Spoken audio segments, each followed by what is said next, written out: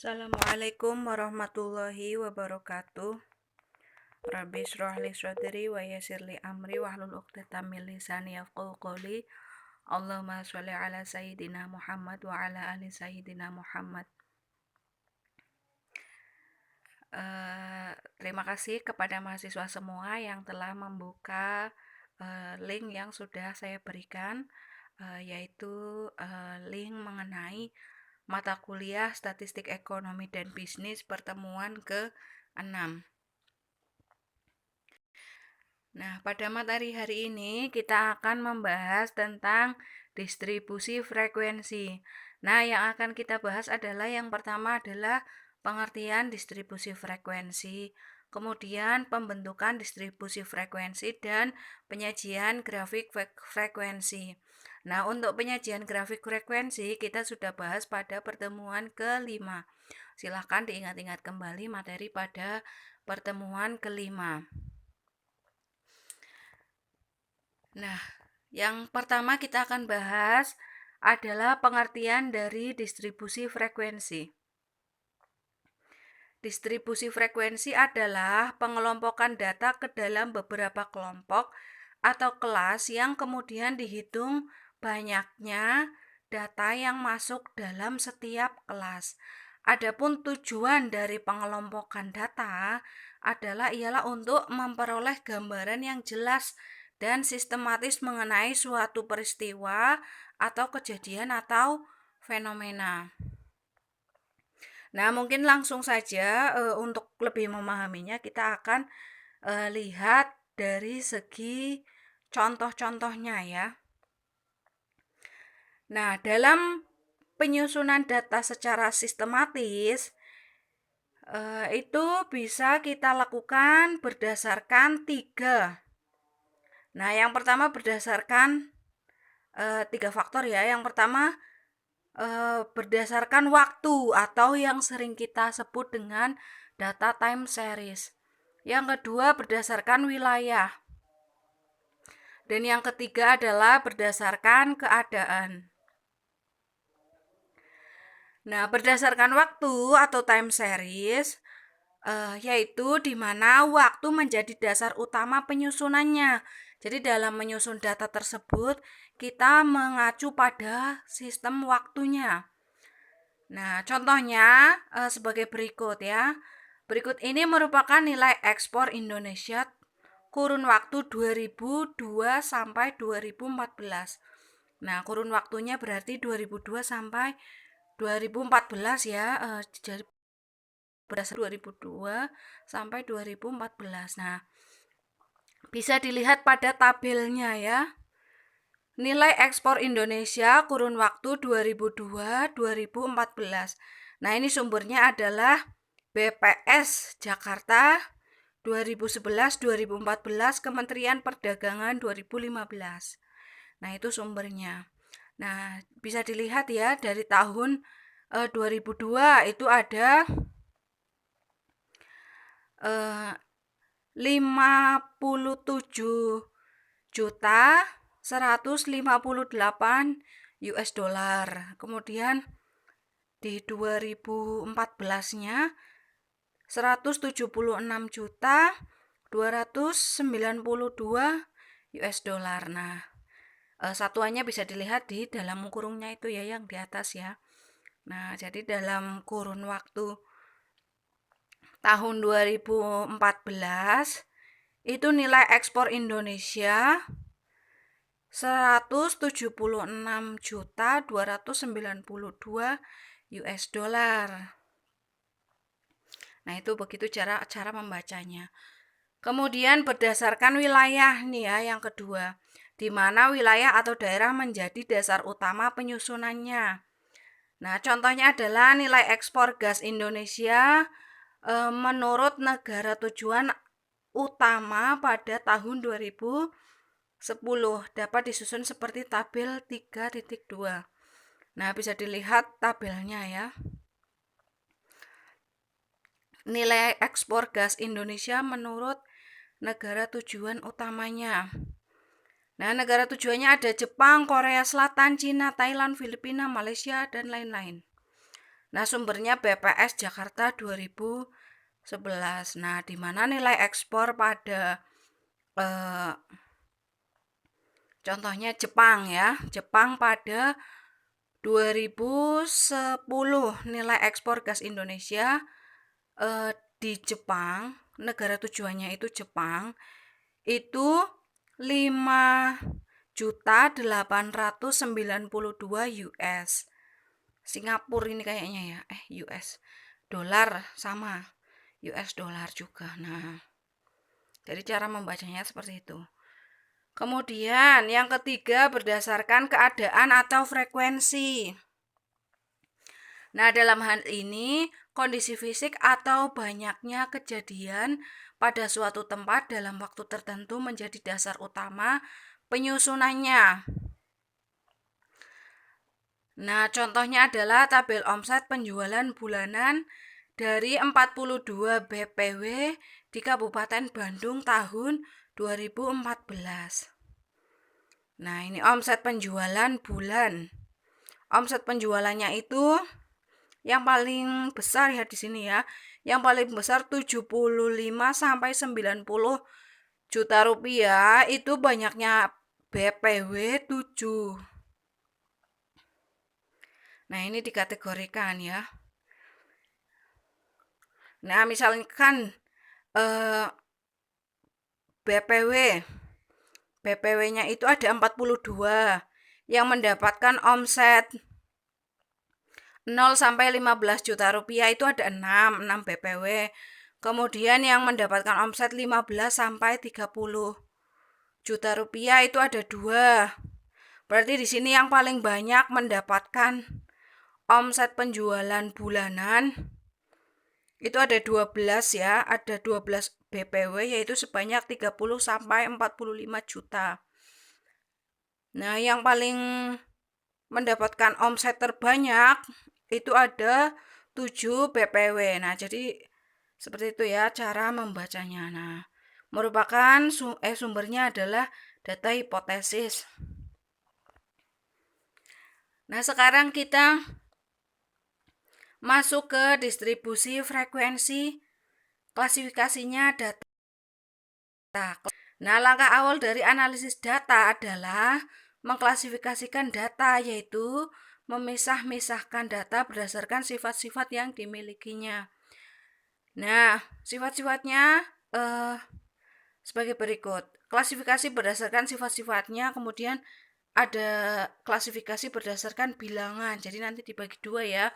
Klasifikasi data itu berdasarkan sifat-sifatnya dan berdasarkan bilangan. Nah, adapun klasifikasi berdasarkan sifat-sifat atau ciri-ciri itu merupakan data kualitatif.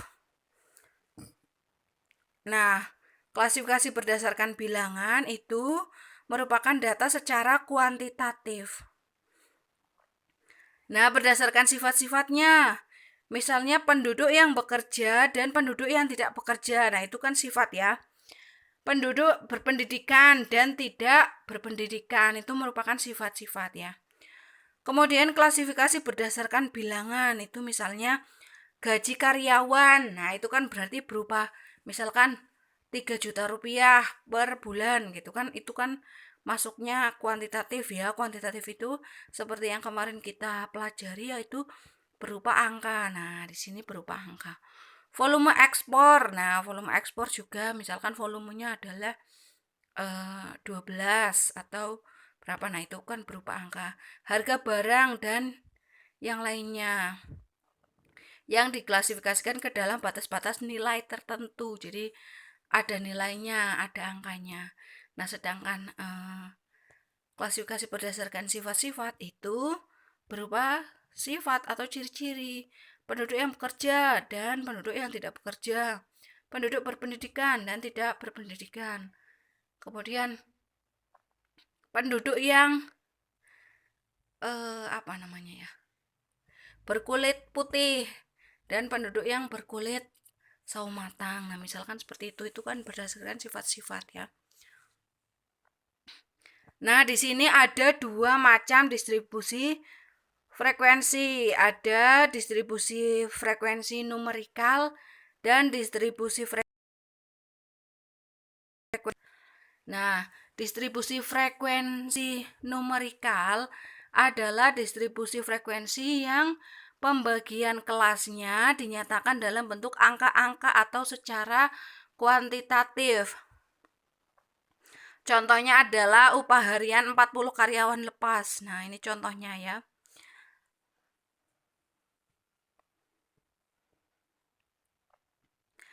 Nah, banyaknya karyawan orang.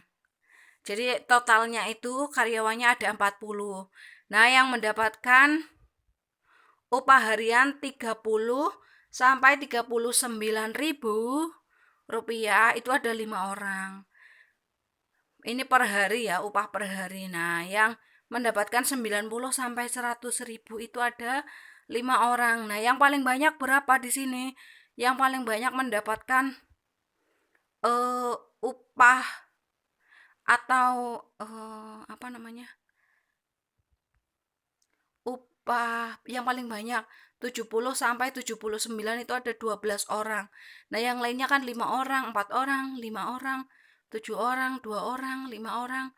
Nah, di sini yang mendapatkan yang paling banyak lah itu 12 orang, yaitu 70 sampai 79. Sedangkan yang tertinggi itu ada 5 orang ya, 90 sampai 100.000 rupiah. Nah, yang paling rendah itu 5 orang, 30 sampai 40 ya, ini ya 39,99 sih atau 40.000 rupiah. Nah, kemudian distribusi frekuensi kategorikal adalah distribusi yang pembagian kelasnya didasarkan atas jenis data atau golongan data yang dilakukan secara kualitatif. Nah, contohnya adalah tabel 5 dan tabel 6. Tabel 3.5 dan tabel 3.6, yaitu banyaknya pegawai PT Aris di Denpasar di kabupaten kota. Nah, ini berdasarkan jenis kelamin ya, berdasarkan pembagian kelasnya didasarkan atas jenis data atau golongan data secara kualitatif. Nah, banyaknya karyawan dari Denpasar, dari Tabanan, dari Bandung, dari Buleleng, Gianyar, dan lainnya. Nah, yang paling banyak ini dari Denpasar ya, ada 10 orang karyawan PT Aris. Kemudian dari Tabanan itu ada 7 orang, dari Bandung ada 8 orang, dan yang paling sedikit dari Buleleng itu ada 4 orang. Dari Gianyar ada 5 orang dan lainnya itu ada 6 orang. Nah, totalnya adalah 40 karyawan atau pegawai PT Aris di Denpasar tahun 2010. Nah, kemudian tabel 3.6, banyaknya pegawai negeri sipil pemerintah Indonesia menurut jenis kelamin tahun 2010. Nah, ini berdasarkan jenis kelamin ya. Laki-laki perempuan. Nah, totalnya ada 4.778.100. Laki-lakinya ada 2.400.000, perempuannya ada 2.100.000. Nah, bisa dilihat tabelnya ya.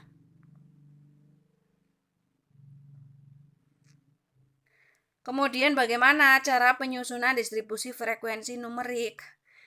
Nah, langkah-langkahnya adalah sebagai berikut.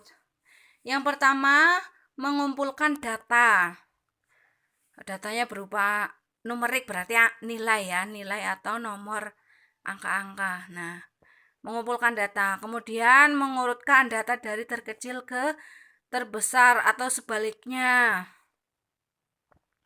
Dikumpulkan. Kemudian membuat kategori kelas. Nah, di mana rumusnya adalah jumlah kelas K sama dengan 1 plus 3,322 log N, di mana 2 pangkat K ya, ini ya, 2 pangkat K lebih besar dari N, di manakah adalah jumlah kelas dan N adalah jumlah data. Nah, silakan disesuaikan ya. Diingat-ingat rumusnya dan membuat interval kelas dari nilai tertinggi sampai nilai terendah atau jumlah kelas atau sebaliknya juga bisa ya. Melakukan penghitungan atau penurunan setiap kelasnya. Yang terakhir itu. Nah, contohnya distribusi frekuensi saham di BEI, Bursa Efek Indonesia. Nah, jumlah N-nya itu, jumlah datanya ada 22 dengan nilai tertinggi 114,4 dan nilai terendahnya 77. Nah, jumlah kelas sama dengan 1 plus 33, K-nya berarti 1 ya. Plus 3,322 log N-nya itu adalah 22. Sama dengan 546. Dibulatkan ke 5 karena mendekati 5 ya. Jadi dibulatkan saja. Kan nanti ini dibulatkan 5,5 kan jadinya. Nah, dibulatkan ke 5 saja. Interval kelas 114 dikurangi 77 dibagi 5 sama dengan 7,4. Nah, bisa dilihat tabelnya kelas ke 1, 2, 3, 4, dan 5. Intervalnya adalah sebagai berikut ya, dari 77 sampai 114,4. Nah, frekuensinya ada 3, 4, kemudian ini 7, 4, dan 4. Jumlah frekuensinya ada 22.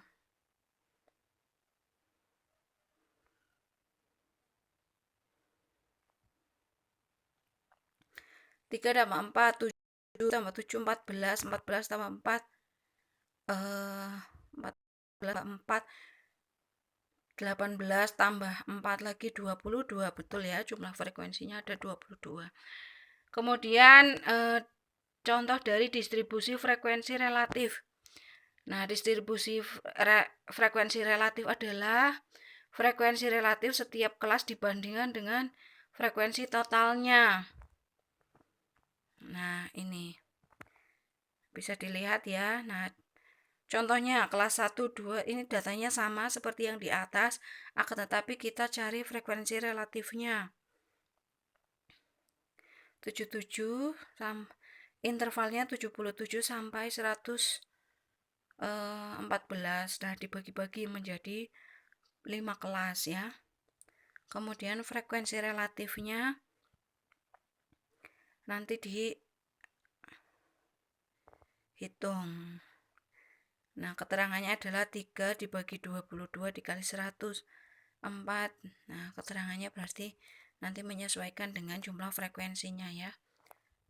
22 itu jumlahnya total dari N. Jumlah N. Nah, mungkin demikian. Silakan jika ada pertanyaan bisa ditanyakan melalui kolom komentar atau di grup WA ya. Di grup WA kelas silakan di screenshot kemudian ditanyakan mana-mana yang belum paham. Nah, terima kasih atas perhatiannya. Semoga dapat bermanfaat ya. Akan tetapi sebelum kita akhiri ada latihan soal 1 dan latihan soal 2. Nah, silakan dicatat terlebih dahulu latihan soal 1. Nah, untuk mengerjakan latihan soal 1, silahkan membuat grafiknya tidak usah ya, karena kemarin kita sudah mempraktekkan bagaimana cara membuat grafik. Tapi apabila kalian ingin belajar atau ingin lebih menguasai lagi ya silahkan dibuat saja grafiknya. Tapi untuk latihan 1 ini buatlah array data tersebut, susunan data dari nilai data terkecil sampai dengan nilai data terbesar atau sebaliknya. Kemudian yang B, susunlah tabel frekuensi dari data mentah di atas dengan klasifikasi 5 sampai 9 Nah, itu bisa dibaca ya. Berapa yang C, berapa banyak minimarket yang laba bersih hariannya berkisar antara 30 hingga 34 juta rupiah. Nah, itu bisa dicari nanti berapa persen minimarket tersebut yang laba bersih hariannya pada kisaran 30 hingga 34 juta rupiah. Nah, secara kasar berapa rata-rata laba bersih per hari minimarket tersebut? Nah, yang ke F dan G itu tidak usah dikerjakan ya. Jadi A sampai E saja. Kemudian untuk latihan 2 silakan dikerjakan yang A saja, yaitu susunlah distribusi frekuensi dan distribusi frekuensi relatifnya. Nah, seperti tadi yang sudah dijelaskan ya. Kalau nomor latihan 1 itu kan pemahaman seperti yang tadi juga sudah dijelaskan. Nah, silakan di foto atau di screenshot, dikerjakan, dikumpulkan hari ini juga. Kurang lebihnya mohon maaf. Wassalamualaikum warahmatullahi wabarakatuh.